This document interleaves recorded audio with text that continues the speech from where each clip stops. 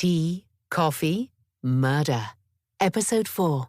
A Vintage Killing. Written by Ellen Barksdale. Narrated by Jessica Whittaker.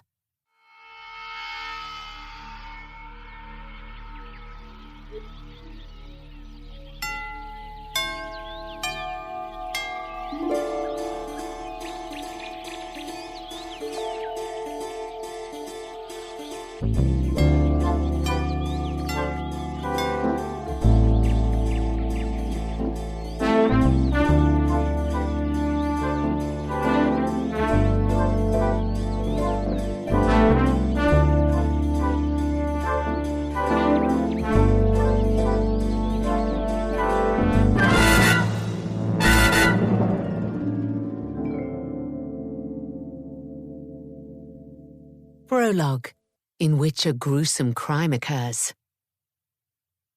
"Here we are," she said to herself, smoothing down her blazer. She brushed a strand of hair out of her face and pushed it under the brim of her hat.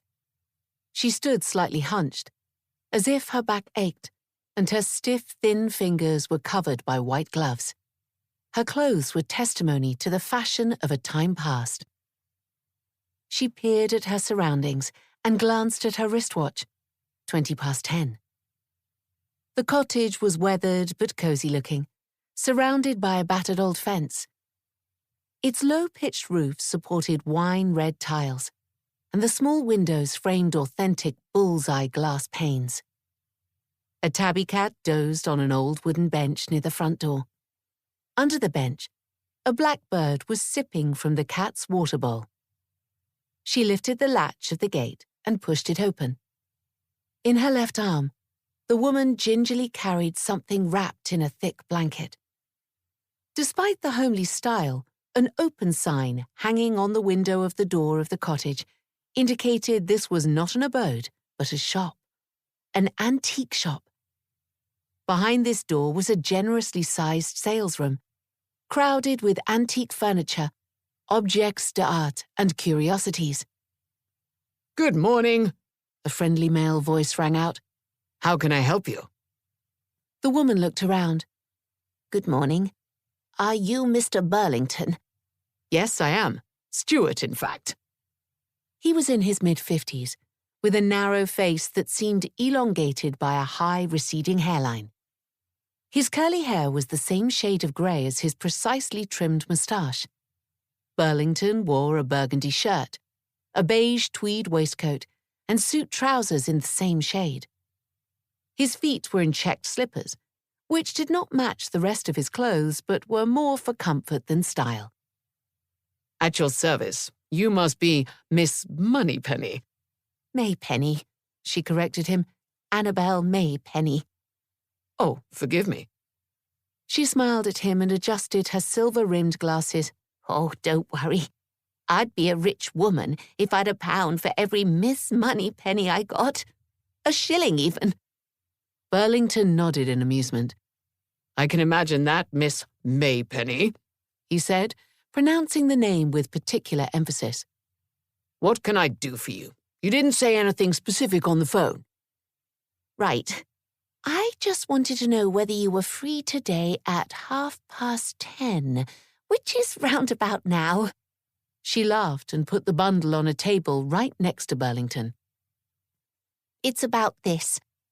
She began to unwrap the object. "I'm not getting any younger, and I don't want to make too much work for my family once I'm gone." "Oh, I bet you have many years ahead of you," Burlington said. "You just never know, Mr. Burlington. To be honest, I don't trust my heirs to appreciate the assets I'm leaving them. My fear is that they'll have a decluttering service come and dump everything so they can sell my flat." She shrugged her shoulders. "So I'd rather sell what I have now, enjoy the money, and give very specific gifts to the relatives I like." "A sensible attitude," said the trader. "I think so."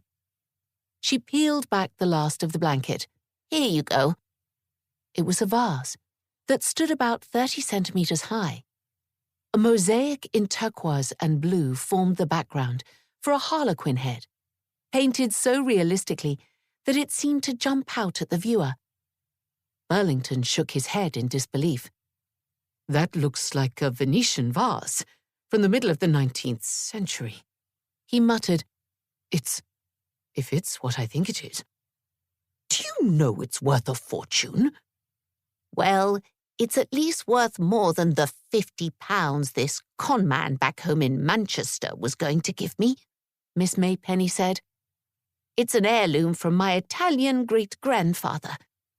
The vase has always been in the family. Now, I have no idea if it's worth only £500 or maybe even 1,000. But I'm not naive enough to think that a dealer can't pay more than £50 for it. Burlington nodded. Yes, those junk dealers just buy everything and pay very little. I don't do that, I can assure you. I can see that. He looked at the vase again. How did you become aware of me if you're from Manchester? One of my nephews lives near here, she explained. We were talking on the phone, and he mentioned your shop and said he had been very well advised by you. He invited me to stay, and he dropped me off here and will pick me up again when we're done. Burlington looked pleased. So nice to have satisfied customers. A soft chime sounded. Then a slightly louder one followed, then another. Burlington held up his finger to indicate to Annabel Maypenny that she should wait a moment. At the same time, more and more clocks in the salesroom chimed on the half-hour. After half a minute, silence returned. Miss Maypenny raised her eyebrows. Well, all your antique clocks are still accurate, she said, laughing. Before he could reply, the door opened, and a delivery man came in. Morning, Mr. Burlington. Parcel for you? I didn't order anything. A secret admirer. That was £15 extra for expedited delivery, and the contents are insured too. The trader looked puzzled. Yes, specific delivery time today between 10:30 and 10:40. I had to change my usual route so as not to be too early and not too late. The parcel carrier shrugged his shoulders and joked. Worst case scenario, there's a bomb in there and the assassin is considerate enough not to want to blow up my car. That's not funny, said Burlington. Not in this day and age.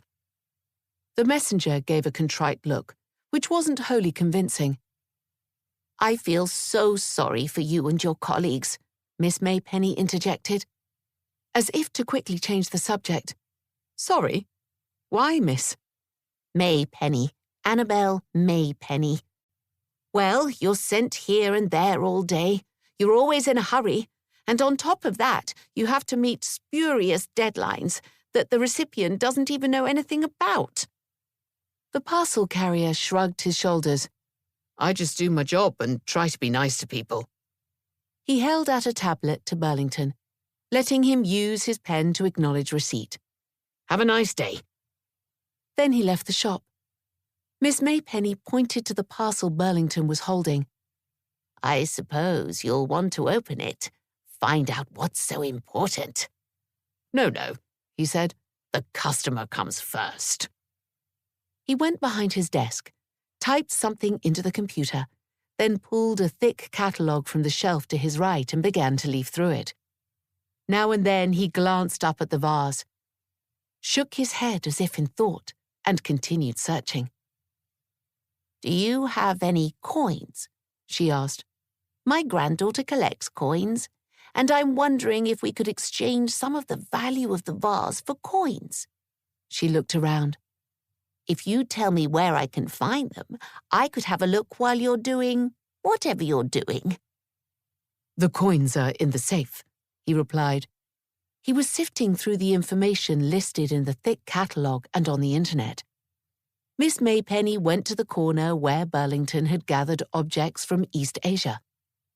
Above a red lacquered chest of drawers hung a selection of samurai swords. She removed the one hanging at the bottom from its holder. She looked at the immaculate blade, holding it so it reflected the sunshine coming through a window behind the desk.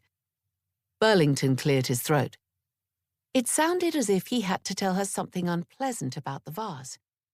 Perhaps that it wasn't even worth...